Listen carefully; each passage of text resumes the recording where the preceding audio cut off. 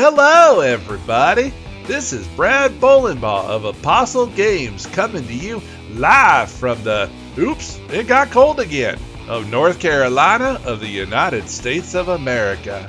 With spring pretending to come and then not, we've been hard at work on some new features of Age of Tribulation. So come on in and let's check it out. Alright guys, so here we are on the world map, and as promised in developer log number 6, I told you that I would show you the new battle HUD and the entire new battle system that we have set up for Age of Tribulation. Let me go ahead and walk forward here and let the new battle system execute. Oh, it looks like the ruffian here gets to go first, so we'll go ahead and take a pause here. Okay, so what I want to show you guys, this is the new battle HUD that we have. Obviously, this guy right here is an enemy, and this is your character down here. And up here in this window, we have the help window, which gives you basically just different kinds of information in the game. As I go up and down, as I scroll up and down in this list here, you can see the help window constantly changing. Down here are all of your commands that you're able to do with your character. Over here in this window is called the battle log. And then as I said right here, this is your character. And then any follower or mercenary will be here. And then your second follower or mercenary will be here. This is the enemy card right here. And if there's a second enemy, they'll be here, and a third enemy will be right here. And as you can see, there are only spots for 3 different followers or mercenaries, and then only 3 different spots for enemies at any given time. Now, you can destroy an enemy, and then another enemy will appear and take its place. That's possible, but you'll only be fighting up to 3 enemies at any given time. Down here are all the stats for your character, which are updated in real time. So as different kind of status effects and things like that occur, you're going to see these numbers and these percentages change. Right here, I've given a visual clue as to what weapon your character and also what weapon the enemy is carrying in their main hand. So like in this case, the ruffian here is using his bare fist, whereas Fiona, your character, is using a sickle. This second spot right here, which are empty for both Fiona and the ruffian, is your offhand weapon or your offhand shield or anything else you're carrying essentially in your offhand. Or if you're carrying a two-handed weapon or you're dual wielding, which we do have two-handed weapons and dual wielding in Age of Tribulation, they will also occupy this spot. This icon right here is whatever the character is wearing on their chest, essentially. So like a robe or armor. Now this obviously doesn't show what they're wearing on their helmet or their gloves or their belt or their pants or their shoes or anything like that. And then of course that is copied here. And then as you have mercenaries in spot number 1 and mercenary or follower in spot number 2, they will also have the same template with all this information filled in. Of course, obviously we don't have one right now, so that's why these fields right here are blank. Now, I thought long and hard on how I wanted to do this developer log. I have a lot of different options and a lot of different ideas. I thought maybe I could just go and break down what all of this stuff is and what it does and what it means. But then I kind of realized this video could be 30 minutes, maybe even an hour if I were to do that. And I didn't really, if I end up doing that, I'm not really going to be able to show you guys a real combat scenario, which is probably what you're interested in seeing, as opposed to me just explaining what every stat does and all that kind of stuff. So I think I'm going to forego doing that and instead just give you guys kind of a general idea of what combat looks like, and then run a true scenario with the music and all that stuff, just so you can see how the whole thing kind of flows together, and then that'll wrap up this developer log. So up here in the command window, you basically have 2 different kinds of skills that you're able to do. You have physical skills, and then you have spiritual gifts.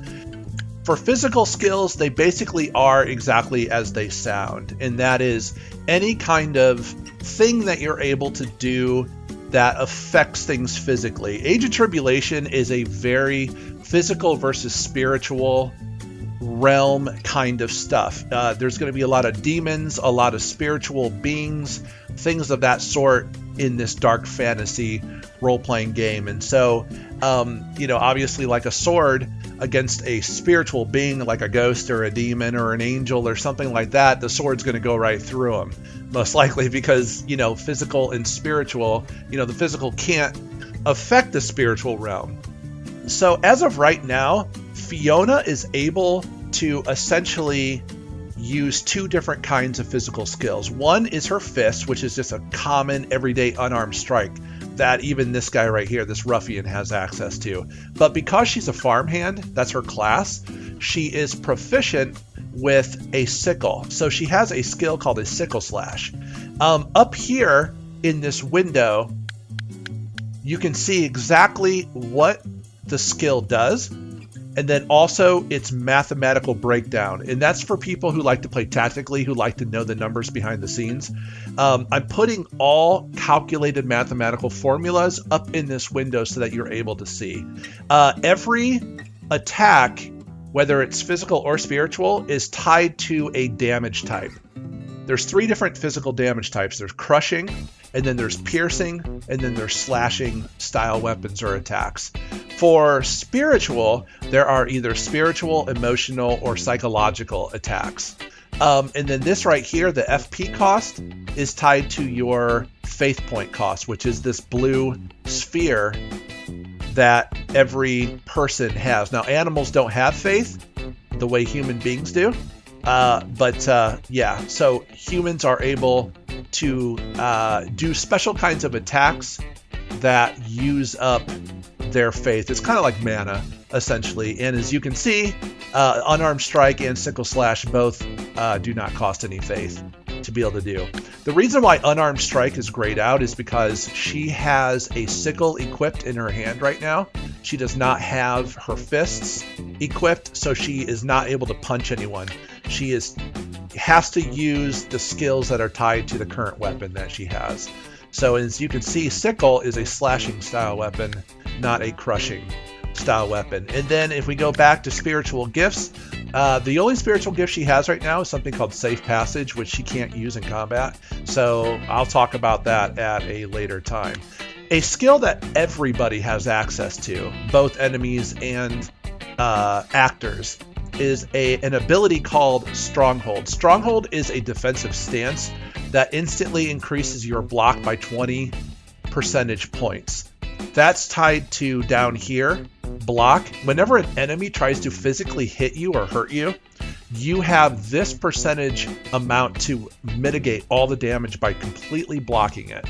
So right now she has a 5% chance to block any attack that he throws at me. Even if he lands the hit on me and is successful according to his hit rate, which is 65%, he still has to get through my 5% block, which obviously, that isn't very high. But when you apply Stronghold, the defensive stance, you increase this number, this block number, by 20. So that would become a 25% because it's additive. It's not 20% of 5%. It's 20% plus 5%. But that comes with a cost. Your destruction and your potency will go down by a multiplicative of 25%. So that is your DSTR right here, which is short for destruction. That's how much damage you do physically.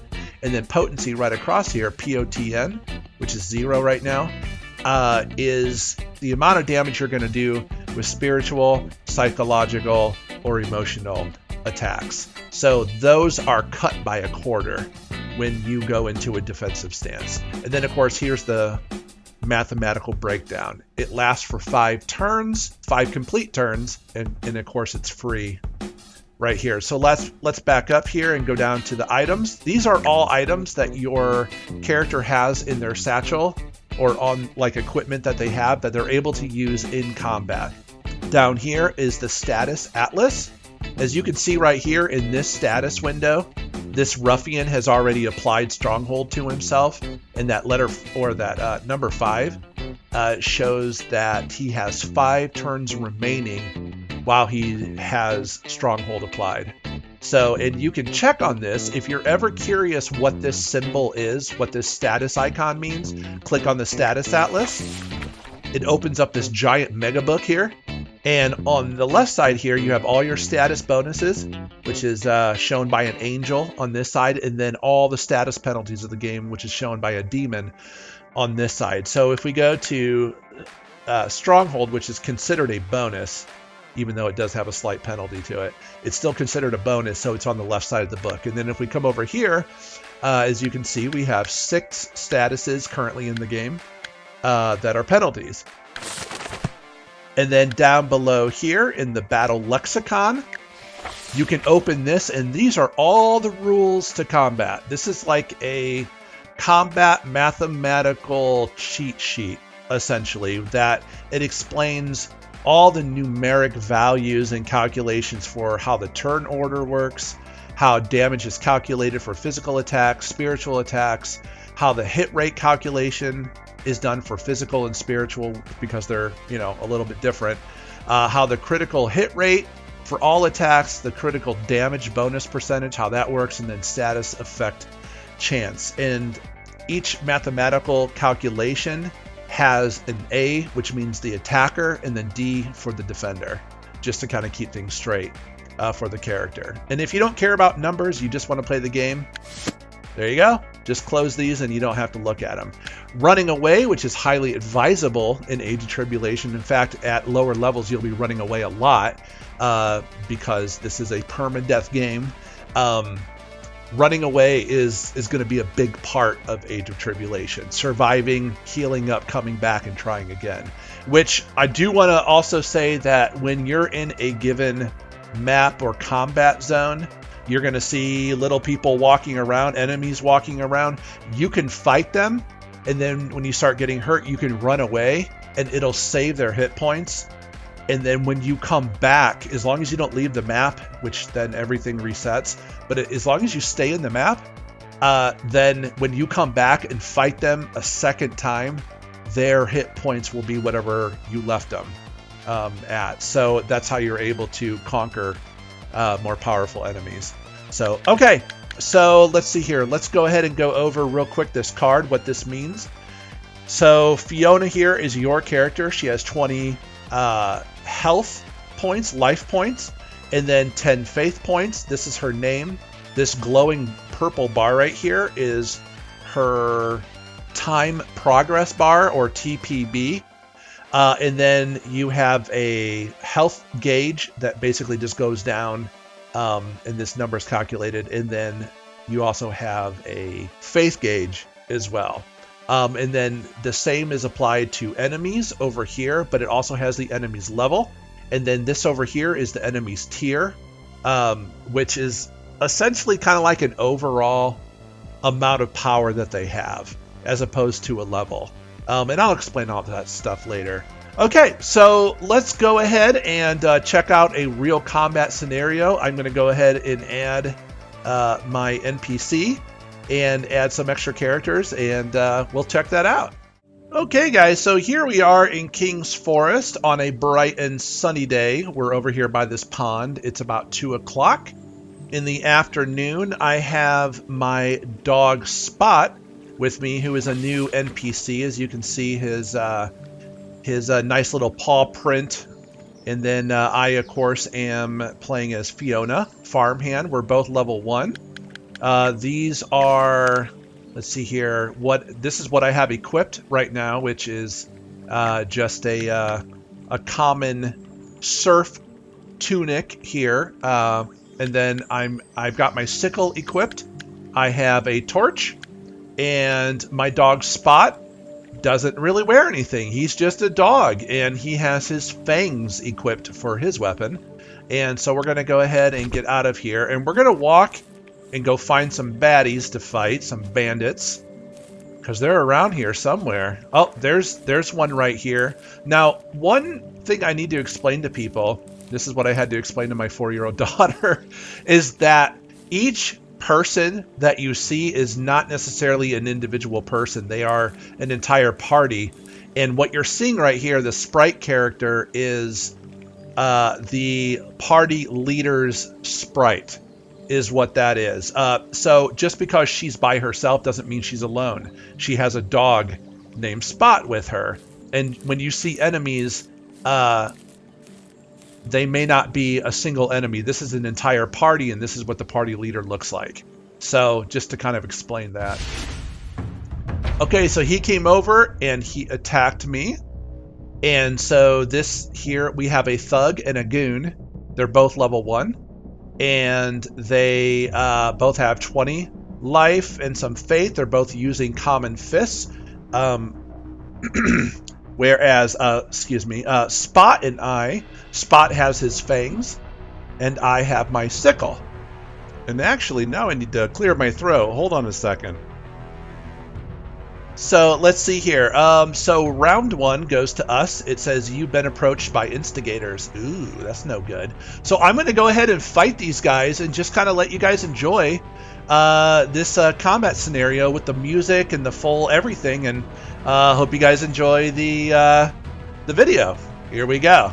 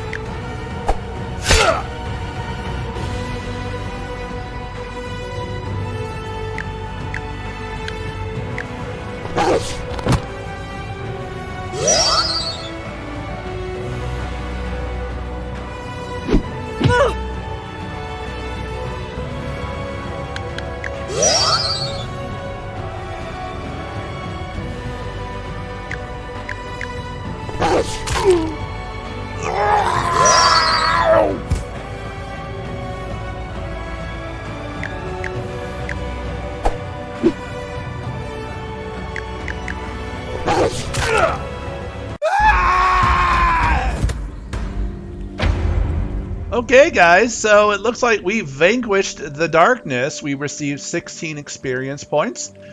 We managed to plunder 5 copper coins, and then we pressed space bar or E to continue. Spot did very well, biting the living heck out of those guys, and Fiona as well. And so now the enemy is gone. Everything is updated on our HUD, which we talked about in developer log number 6. Here's our experience bar, which is partially filled up. And if we go back here to our character menu, both Fiona here and Spot earned 16 experience points. And what we want to do is probably go over here to our items. Oops, I didn't mean to click on that. And we are going to want to use some bandages to bandage ourselves, which these bandages here give 25% to life So let's go ahead and use a bandage on Fiona. Yeah, there we go. Let's go ahead and do another bandage for Fiona. And then for Spot, let's go ahead and use a suture kit. We're going to stitch him up. Ew, that sounds really gross. Let's see here. And then let's go ahead and eat an apple, because food actually rejuvenates or gives you back life a little bit, as well as fills your hunger meter. So, okay, guys. I hope you guys enjoyed this developer log number 7. If you think this game looks exciting and you'd like to support us, please find us on Steam Wishlist today. Join our Discord server. And I'd like to hear feedback from you. Tell me what you think looks good, what doesn't look good. And you can ask all about those questions. As far as a demo is concerned, we're looking still at this summer of 2024. No later than probably maybe September at the latest. So we're right on schedule. We're still doing really, really well. And yeah, really excited about Age of Tribulation. So hope you guys are too. All right, you guys have a wonderful day, and I'll see you next month. God bless. Brad out.